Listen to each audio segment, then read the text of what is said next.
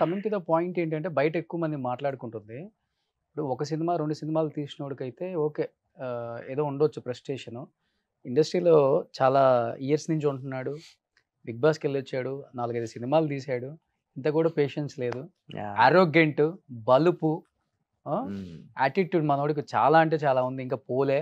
ఇష్టానికి మాట్లాడతారు. వాడంటాడు, వీడంటాడు, అదే. నువ్వెంత అంటాడు, చూసుకుందాం అంటాడు, లేపేద్దాం అంటాడు.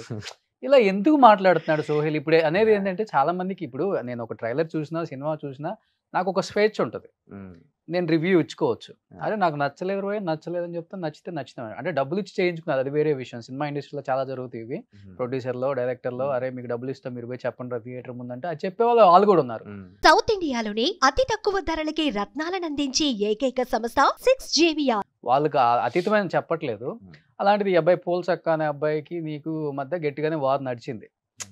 నువ్వేదో కొంత It's not నోరు జారావని ఆ అబ్బాయి ఫీల్ అవ్వటం, ఆ అబ్బాయి See, ఇప్పుడు ఆ అబ్బాయి రివ్యూ ఆ అబ్బాయి చెప్పాడు కదా! రోషన్ ఎందుకు నేను ఫైట్ చేసావు? లేదు లేదు. నేను రివ్యూ గురించి నేనేం ఫైట్ చేయలేదు. నేను అన్నది ఏంటంటే మరీ 0.45 ఏంటి డార్లింగ్. నేను కొంచెం మరీ ఎఫర్ట్స్ కన్నా కొంచెం ఎఫర్ట్స్ పక్కన పెడితే అట్లీస్ట్ అంటే the people are enjoy one time watchable movie అని చెప్పేసి అని ఉంటే కొంచెం but I should say thanks to him. ఎందుకంటే ఒక్కటి నేను ఆల్రెడీ నేను అప్రిషియేట్ చేసిన ఈ విషయంలో కూడా నేను ఫోన్ చేసి అది ఎక్కడ చెప్పలేదు అతను. డార్లింగ్ నేను ఇట్లా లైక్ మోకాళ్ళ మీద కూర్చొని నా సినిమా చూడండి అని చెప్పేసి నేను ఎప్పుడైతే చెప్పానో నువ్వు సడన్గా ఒక వీడియో చేసి ఎమోషనల్ ఫీల్ అయ్యి సినిమా చూడండి అని చెప్పేసి అన్నావు. అండ్ రివ్యూ చెప్పిన తర్వాత కూడా మనోడు ఏం చేసిండంటే ఒక మాట అన్నాడు రోషన్. రివ్యూ అంతా చెప్పిన తర్వాత లాస్ట్కి అది నాకు నచ్చింది. నేను మళ్ళీ చూసుకున్నది. నేను ఇదంతా ఎందుకు ఈరోజు నేను కెమెరా ముందుకు వచ్చి నేను ఈరోజు ఎందుకు మాట్లాడుతున్నానంటే ఒక మనిషికి గుడ్ అండ్ బ్యాడ్ రెండు ఉంటాయి. నాలో బ్యాడ్ ఏంటంటే మాట్లాడే విధానం it's my bad, it's my minus.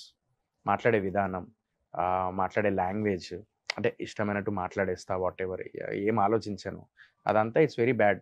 Being an actor, being in to this field patience ఉండాలి. ప్లస్ మాట్లాడేటప్పుడు వద్దు ఒక కూల్గా మాట్లాడాలి. అది తెలుసుకోలేకపోయినా అది తెలుసుకోవడానికి నాకు టైం పట్టింది, ఎక్స్పీరియన్స్ బట్టి. ఎందుకంటే audience said that no Sohel you have a bright future.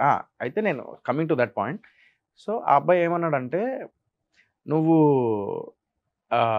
మంచి యాక్టర్వి, మంచి టాలెంట్ ఉంది నీ దగ్గర, నువ్వు మంచి కంటెంట్తో వస్తే తెలంగాణ ఆంధ్ర కాదు ఇండియా మొత్తం ఆదరిస్తుంది అని చెప్పేసి అని చెప్పిన తర్వాత మళ్ళీ రివ్యూ ఇచ్చిన తర్వాత లాస్ట్కి ఒక మాట అన్నాడు. ఏమన్నాడంటే వెళ్ళి సోహెల్ భయ్య కోసం చూడండి, ఎమోషనల్ అయ్యాడు కదా, ఇది నా రివ్యూ కానీ మీరు చూడండి, నచ్చితే మీరు ఒపీనియన్ ఉందో నాకు చెప్పుర్రి అని చెప్పేసి అన్నాడు. అది అన్నాడు ఆ మాట. It's very good plus point actually. నాకెక్కడ డౌన్ అయిపోయిందంటే ఆల్రెడీ నేను ఎమోషనల్ అయినా, దానికే మార్నింగ్ కల్లా మొత్తం ఇంకా సింపతి అని అడుక్కుంటున్నాడని ఇవన్నీ పడిపోతున్నాయి. అదే టైంలో మనోడిది ఒకటి రివ్యూ వచ్చేసింది.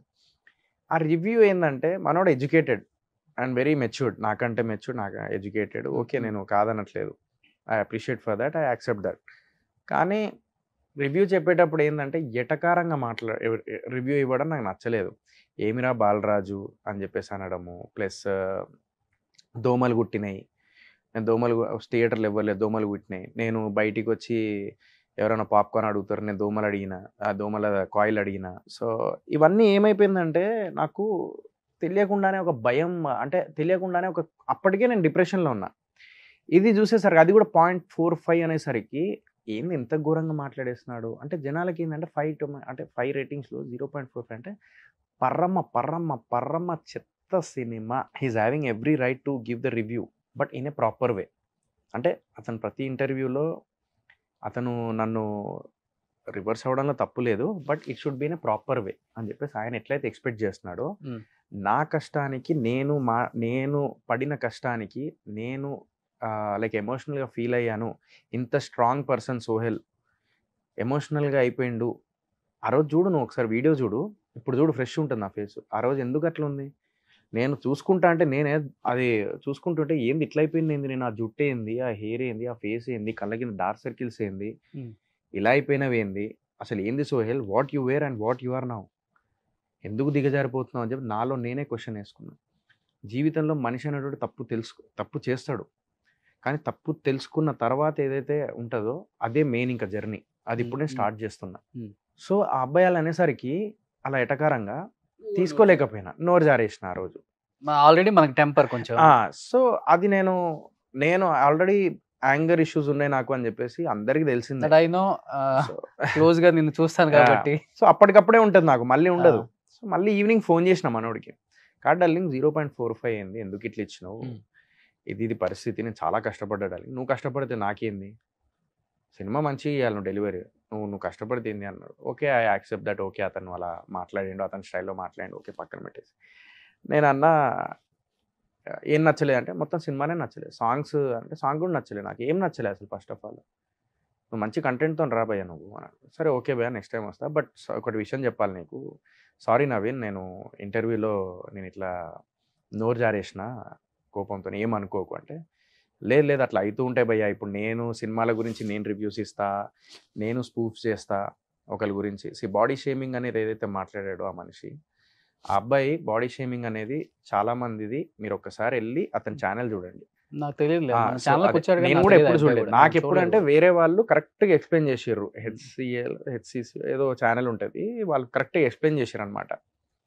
ఆ అబ్బాయి వేరే వాళ్ళని స్పూఫ్ చేస్తూ, ఒక లేడీ ఎవరో ఉన్నారు, ఏదో ఫుడ్దో సంథింగ్ ఏదో ఇట్లా అని పెట్టిండు అనమాట, ఏదో ఆమె ఏదో స్మైల్ ఇచ్చుకుంటే ఏదో ఉన్నప్పుడు దాన్ని ఒక స్పూఫ్ లాగా వాడుకొని ఒక బాడీ షేమింగ్ చేసిండు. సో అతను చేస్తే అతను ఎప్పుడు చెప్పాలి, అతను చేయనప్పుడు చెప్పాలి. సరే అతను మనోభావాలు దెబ్బతిన్నాయి, ఆయన ఫీల్ అయ్యిండు, ఆయన రియాక్ట్ అవ్వడం తప్పలేదు. బట్ అదే రోజు నేను ఎప్పుడైతే మాట్లాడానో సారీ చెప్పి అంజీ గారికి ఫోన్ చేసిన, జర్నలిస్ట్ అంజీ గారికి, లిఫ్ట్ చేయలేం.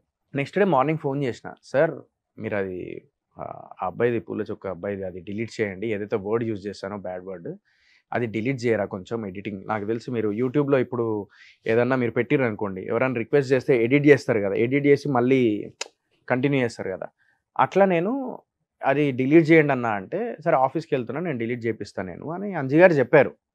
చెప్పే లోపే మనోడు ఆల్రెడీ నైట్ నేను చెప్పిన డిలీట్ చేపిస్తా అని, సారీ చెప్పిన తర్వాత ఓకే అన్నాడు, అంత బాగానే ఉంది. ఇది ఏమైపోయిందంటే పాపం మనోడిది కూడా తప్పు కాదు. ఇప్పుడు నేను ఎట్లయితే నా పక్కన వాళ్ళు సినిమా అరే అమ్మా నెక్స్ట్ లెవెల్ అసలు నువ్వు ఇంకా ఈ సినిమా తర్వాత అది ఇది అని చెప్పేసి నేను ఎట్లా ఇన్ఫ్లుయెన్స్ అయిపోయానో, ఆ అబ్బాయి కూడా ఏంటంటే నాకు తెలిసి సైకలాజికల్గా ఆ అబ్బాయి కూడా పక్కన అందరూ ఇతని ఫాలోవర్స్ అందరూ ఏందన్నా నువ్వు ఆన్సర్ బాబా, ఏందన్నా అతను అందులో కూడా చెప్పిండు చాలా ఇంటర్వ్యూస్లో. చాలామంది అన్నారు రేపటి రోజున మళ్ళీ నువ్వు ఎక్స్ప్లెయిన్ చేయకపోతే ప్రాబ్లం అయితే. సో ఏదో గారు అని చెప్పేసి ఏదో ఇది చేసుకొని కరెక్ట్గా ప్రిపేర్ అయ్యి, ఆ అబ్బాయి ప్రిపేర్ అయ్యి ఒక్కొక్క సెంటెన్స్ తీసుకొని ప్రిపేర్ అయ్యి చెప్పిండు. ఆ ప్రిపేర్ అయ్యి చెప్పే విధానం నాకు బాగా నచ్చింది. చాలా ఎడ్యుకేటెడ్, చాలా మెచ్యూర్డ్గా మాట్లాడాడు. కానీ అందులో ఒక్కటి ఏంటంటే నేను అనొచ్చు కానీ నేను అనను అని చెప్పేసి ఒకటి యూజ్ చేసిన కొన్ని వర్డ్స్, అది కూడా దానికి కూడా నేనేమన్నా. కానీ ఇదే మెచ్యూరిటీ, ఇదే పద్ధతి రివ్యూ ఇచ్చేటప్పుడు కూడా చెప్తే I would have feel happy.